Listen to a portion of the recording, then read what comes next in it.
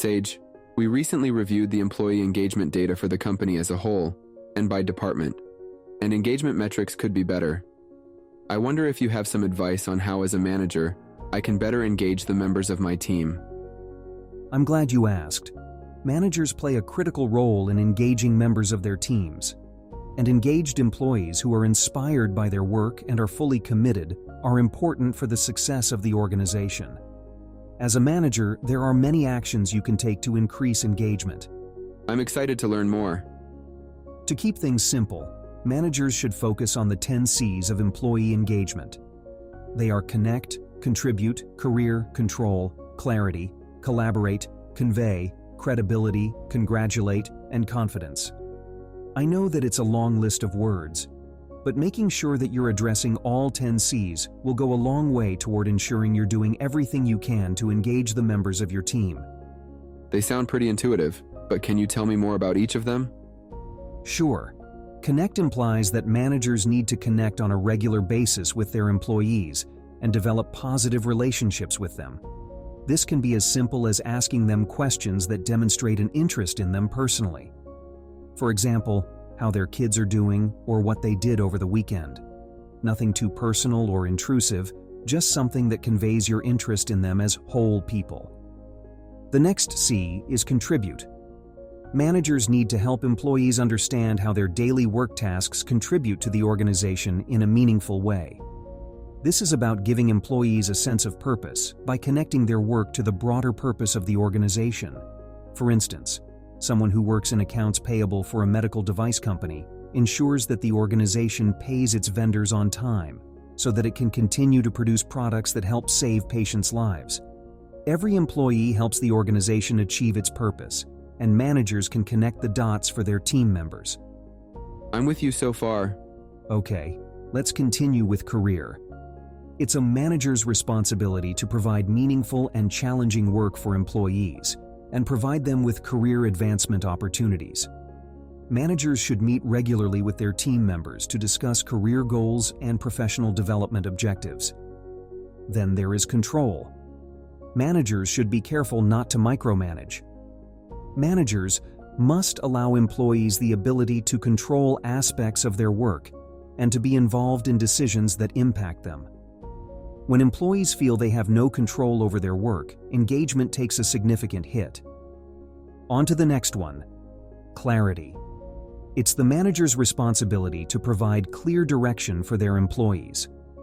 When team members feel that there is no clear direction, they become frustrated, confused, and insecure, so engagement suffers as a result. That last one really resonates with me. I once worked for a manager who was all over the map. One day we were headed in one direction, and the next day in the opposite direction. We felt like we were spinning our wheels all the time, working really hard but not making any real progress. It was infuriating for everyone on the team. I'm sure you're not alone in your experience. Let's move on to number 6, collaborate. Managers need to cultivate a team environment where employees are willing to trust and collaborate with one another. No one wants to work on a team where there is no trust, and everyone is out for themselves.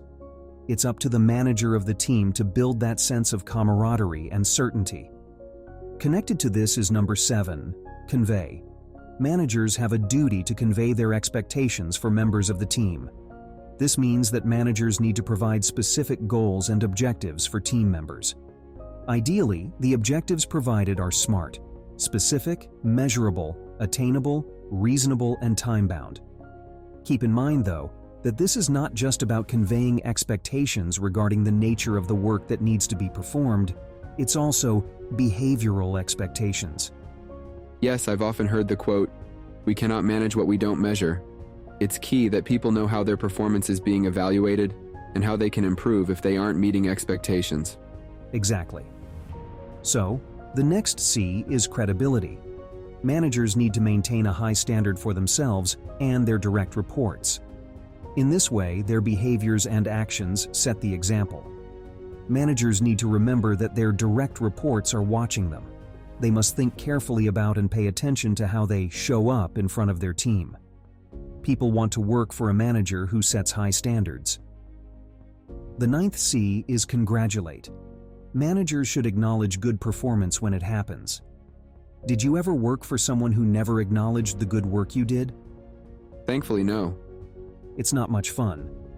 Sometimes congratulating a team member can be about giving a spot bonus check when deserved, or highlighting an employee's work at the monthly department meeting.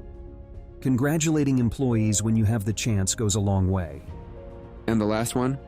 Confidence.